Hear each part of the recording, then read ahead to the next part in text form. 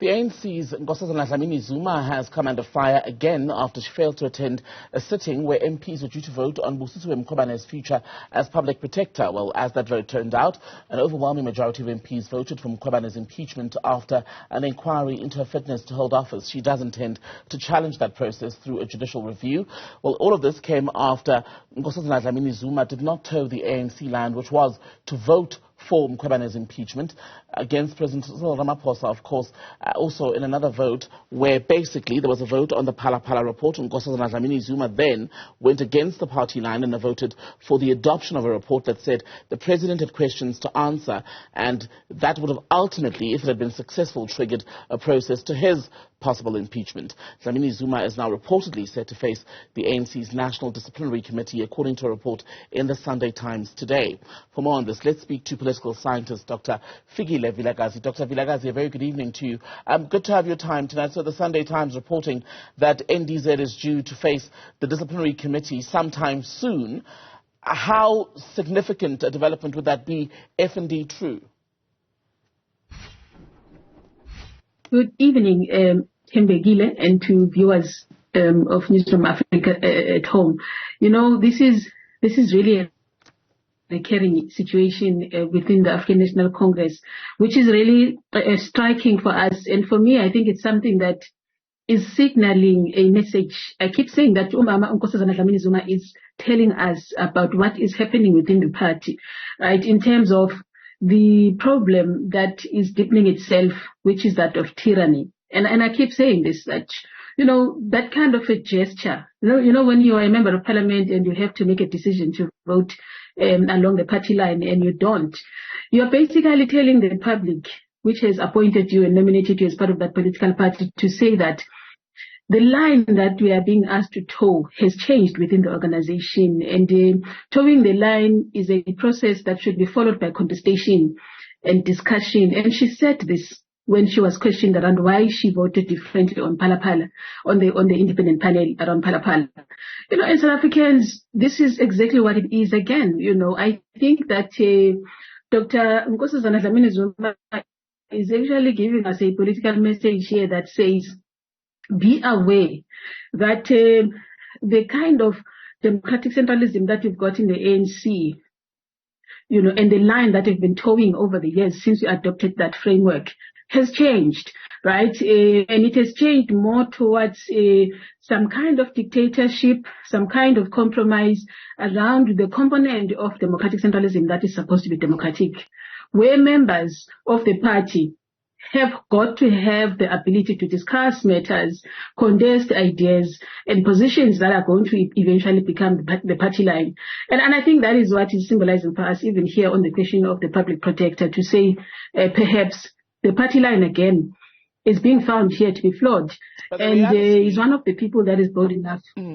The reality, Dr. Vilakazi, though, is the party line is what goes, right, across all political parties, even when the opposition was saying, well, they want a secret ballot so that ANC MPs would be able to, say, vote with their conscience. History has taught us that ANC MPs don't vote with their conscience, even on against their presidents or any other issues, until the party is good and ready. And it's much the same for the other political parties, where they go in there as MPs given clear marching orders. Yeah, exactly, Tembegile. So it's not just an ANC problem. It's a problem of our political system, which is why our National Assembly is not functional.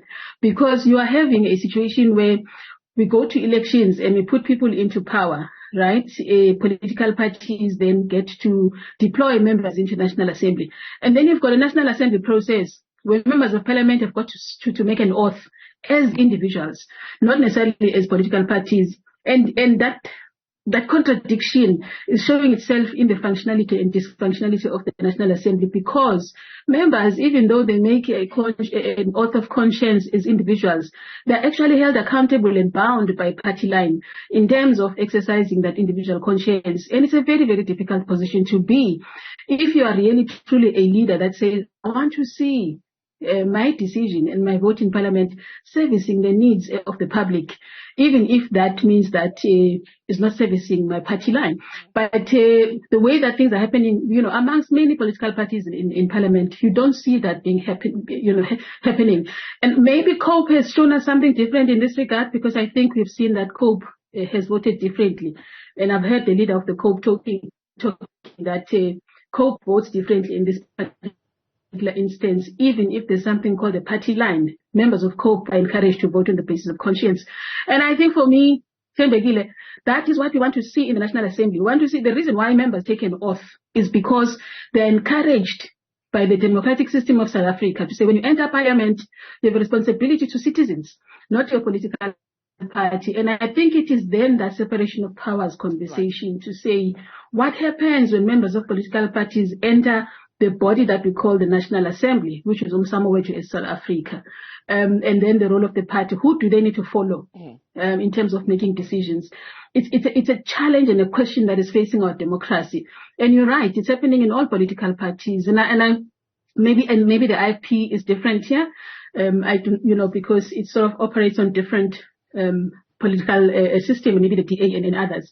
Right. But you find generally most of our political parties are following this democratic centralism without interrogating what happens when the party line changes? What happens when the party line is adopted slightly away from the values of democracy? Because when you talk about the democratic centralism, Thembekile, and viewers at home, you must always, it's a very delicate system. You must always balance that which is democratic and that which is centralized, right? Two questions. And when you centralize, you're basically saying the decision that we are taking democratically are then going to be centralized, by our leadership. But before the centralization happened, democracy need to have really happened. And I think that has been eroded over time. It's not happening within our political parties. Okay. And then the opposite of that is that, it is building dictatorships. It is building idols within political parties. It is building slightly commandism, where then people are towing the line and it's thwarting and it's killing the spirit of revolutionaryism that we want to see within our political parties, even at the National Assembly. The retort then finally would be, independence is great, but you're there on a party ticket. You weren't directly elected by a constituency to take up a seat, and that who giveth taketh away. So the party that sent you there can also discipline you, perhaps even remove you from its allotted seats in the National Assembly. Do you see the ANC going as far as that, where Dr. Nkosazana Dlamini-Zuma is concerned, or will she basically get a slap on the wrist? It is quite a tricky one. The position of Dr. Nkosazana Dlamini-Zuma within the body that you call the ANC is a fragile one. I think we know she has been challenging the presidency within the political party, the issue of Phala Phala, now this issue of the public protector, and the fact that she's a woman within the ANC, which is an institution that is patriarchal. So there are intersecting issues here that are facing her. Chances are that she may face the plight that Umama Ulindwe Lisulu faced. She may not necessarily be disciplined, but I anticipate that she may eventually probably decide to just leave and take pension at some point. And that is unfortunately the trajectory of women leaders in politics, women leaders in our public sphere, who are beginning to take that route that says, instead of being embarrassed and my not being able to voice myself within a democratic institution that I call a body politic, let me rather go stay at home and raise my grandchildren. And that is not, and I'm saying this, it sounds light, but that is actually when symbolic violence has maximized itself, and we're seeing it maximizing itself in the bodies of our mothers who are within these political parties, who are never allowed to exercise their voices and their independence in terms of just leading politically. And I anticipate that's going to be her plight eventually. Dr. Fikile Vilakazi, good to speak to you. Thank you so much, political scientist, speaking to us from KZN tonight.